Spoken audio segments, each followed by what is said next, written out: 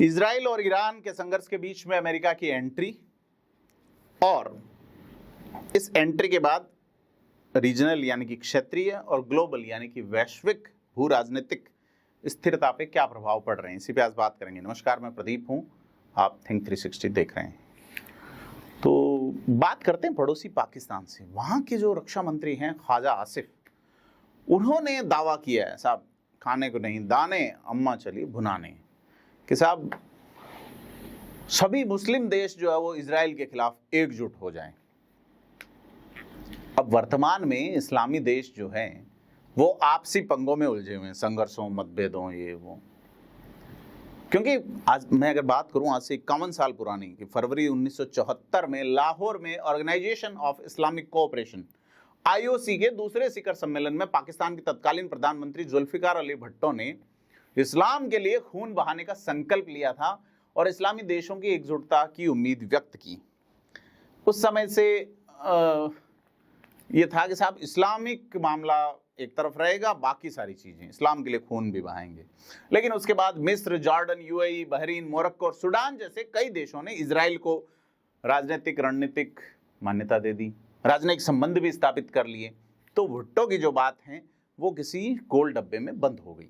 लेकिन IOC अभी भी वो जो संगठन बना वो चल रहा है। तो बड़ा सवाल ये है कि ईरान और इजराइल का लड़ाई जो है वो हिंदू मुस्लिम या यहूदी मुस्लिम जैसा मामला नहीं, भारत पाकिस्तान जैसा नहीं है मामला। तो क्योंकि दोनों देशों के बीच एक रणनीतिक प्रतिस्पर्धा और क्षेत्रीय नेतृत्व की प्रतिद्वंदिता है और इसे इस्लामी रंग देना भी नहीं चाहिए, क्योंकि IOC और अरब लीग जैसे संगठन आपसी मतभेदों के कारण अब नाम भर के हैं।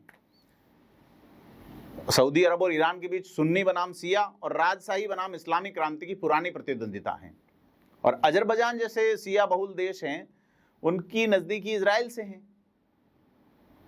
और ईरान से तनातनी रही। शिया भी ईरान के साथ नहीं है पड़ोसी, अजरबैजान एक शिया देश है। तो हालांकि चीन की पहल पे ईरान और सऊदी अरब में थोड़ी बहुत दोस्ती वापस बनने लगी हैं, लेकिन ईरान का डर अभी भी खत्म नहीं है कि ईरान ने जिस तरह से कू करके शाह का शासन खत्म किया, उस तरह से सऊदी अरब में क्या उसे किया जा सकता है। और सऊदी अरब उससे, चूंकि सुन्नी वाला मैटर तो है ही, दूसरा ये भी है। और बड़ी चीज है कि तुर्की भी एक देश है, तो वो इजराइल को मान्यता देने वाला पहला मुस्लिम देश था 1949 में। और 2005 में तुर्की के राष्ट्रपति अर्दोआन ने इजराइल का दौरा किया और ईरान के परमाणु कार्यक्रम को न केवल इजराइल बल्कि पूरी दुनिया के लिए खतरा बताया। क्योंकि तुर्की ने हाल ही में UAE और बहरीन की आलोचना की और ये कहा कि उसने इजराइल से राजनीतिक संबंध क्यों स्थापित किए, हालांकि तुर्की खुद इजराइल से संबंध रख रहा है। तो ये सारी चीजें एकदम एक ऐसे मिक्स वेज की तरफ लगती है जिसमें कभी नमक ज्यादा होता है, कभी मीठा। तो अर्दोआन जो है अब मुस्लिम स्वाभिमान की बात कह रहे हैं, लेकिन 2003 में यही अर्दोआन थे जिन्होंने अमेरिका को इराक के खिलाफ युद्ध में टर्की की जमीन और हवाई क्षेत्र का इस्तेमाल करने की अनुमति देने का मन बनाया था। हालांकि संसद जो थी टर्की की, उसमें प्रस्ताव गिर गया था। तो सीरिया में ईरान की समर्थक सरकार ही थी जिसे टर्की की मदद से बेदखल किया गया।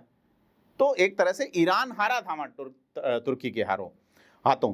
और अब इजराइल ने ईरान पे हमला किया है तो अर्दोआन इजराइल की मुखर आलोचना कर रहे हैं। तो समझ में नहीं आता कौन किसकी तरफ है।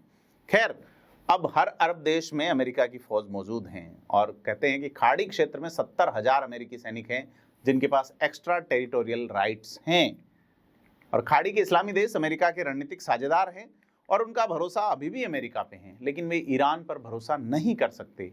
अगर ईरान कमजोर होता है तो पश्चिम एशिया में रूस का जो है वो बचा खुचा प्रभाव भी सिमट जाएगा। और एक और देश है जिसका जिक्र करना चाहिए, फलस्तीन। क्योंकि 1967 से पहले फलस्तीन और इजराइल की समस्या अरब की समस्या थी, लेकिन 67 में जो अरब इजराइल युद्ध हुआ उसके बाद इजराइल जब जीता तो यह जो है वो समस्या एक अलग जोनर में चली गई। क्योंकि ईरान की जो अभी की जो हार है, जो टर्की वाली मैं बता रहा हूँ, वो जो जो क्या कहते हैं उसको, बहुध्रुवीय जिसको कहेंगे हिंदी में शब्द, कि मल्टी सेंटर्स जो दुनिया है उसके लिए एक झटका है। और अगर ईरान कमज़ोर पड़ा तो अस्थिरता निश्चित तौर पे बढ़ेगी। और इजराइल की कार्रवाई जो हुई और उसके बाद अमेरिका ने कार्रवाई की है, तो इसके बड़े भू राजनीतिक प्रभाव पड़ेंगे, क्योंकि अमेरिका जो है वो इजराइल को सालाना अरबों डॉलर की जो सैन्य सहायता देता है, जिसमें लड़ाकू विमानों से दागे जाने वाले हथियार हैं, आयरन डॉम हैं, इंटरसेप्टर मिसाइलें हैं, और जो बंकर बस्टर बम इजराइल इस्तेमाल करता रहा है वो भी अमेरिका से ही आए। और अमेरिका अब तो सीधा युद्ध में कूद पड़ा है। डोनाल्ड ट्रंप ने ईरान के लोगों से तेहरान खाली करने के लिए कहा है और इजराइल के हमलों का न केवल समर्थन दिया बल्कि साथ भी दिया है।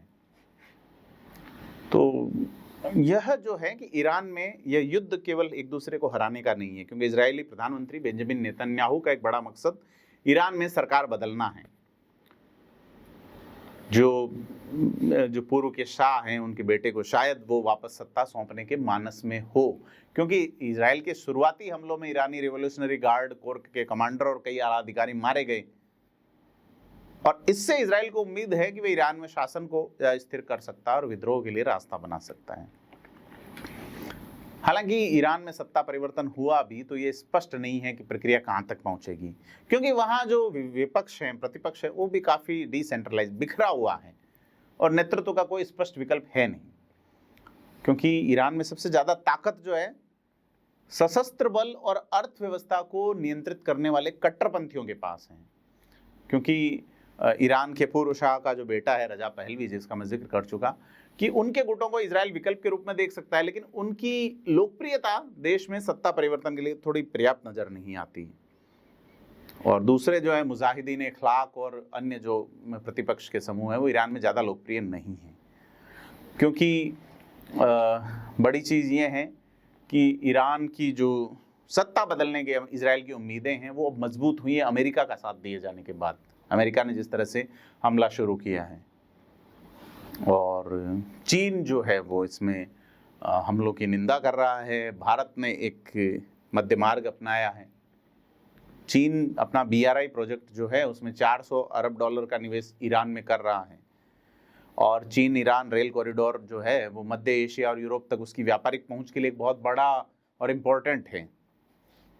क्योंकि चीन ने ईरान को बैलिस्टिक मिसाइल के पुर्जे दिए, ईंधन दिया और तकनीक की आपूर्ति की। तो चीन किसी भी हालत में नहीं चाहता कि ईरान सरकार का पतन हो, क्योंकि इससे उसके व्यापारिक जो है वो राजनीतिक और भू राजनीतिक हित जो है प्रभावित होंगे।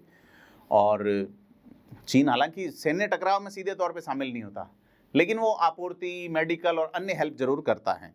और रशिया जो है, रूस इजराइल के खिलाफ है, हमले की निंदा कर रहा है, लेकिन वह ईरान की मदद भी नहीं कर रहा है। तो अगर ईरान और कमज़ोर हुआ तो पश्चिम एशिया में रूस का बचा खुचा प्रभाव भी लगभग सिमट जाएगा। भारत की बात करें तो भारत ने ईरान के साथ बहुत लंबे समय तक संपर्क रखा, संबंध रखा, और इजराइल के हमलों की निंदा नहीं की है, और अमेरिका के हमलों की भी भारत ने निंदा नहीं की है। तो भारत का यही रुख है कि कूटनीति के जरिए, बातचीत के जरिए मुद्दा सुलझाया जाना चाहिए। तो बड़ी चीज़ ये है कि बहुध्रुवीय दुनिया का जो भारत का लक्ष्य है उस पर क्या असर पड़ता है। और भारत फिलहाल ईरान से तेल या गैस नहीं खरीद रहा, और उसके साथ कोई द्विपक्षीय संबंध भी है नहीं। इजराइल को भारत की प्राथमिकता है, और इजराइल भारत का एक महत्वपूर्ण रक्षा साझेदार भी है। तो बड़ी चीज़ ये है कि भारत ने शंघाई कोऑपरेशन ऑर्गेनाइजेशन के उस बयान पे हस्ताक्षर करने से इनकार करके अपने रुख को स्पष्ट किया कि ईरान पर हमले के लिए जो है वो इजराइल की आलोचना की जाए। तो सीधे तौर पे वहाँ जो स्टूडेंट रह रहे हैं या तेल गैस की कीमतें अगर बढ़ती हैं तो भारत की चीज़ें कुछ प्रभावित होगी, और अगर वहाँ अस्थिरता होती है तो हित निश्चित तौर पे प्रभावित होंगे।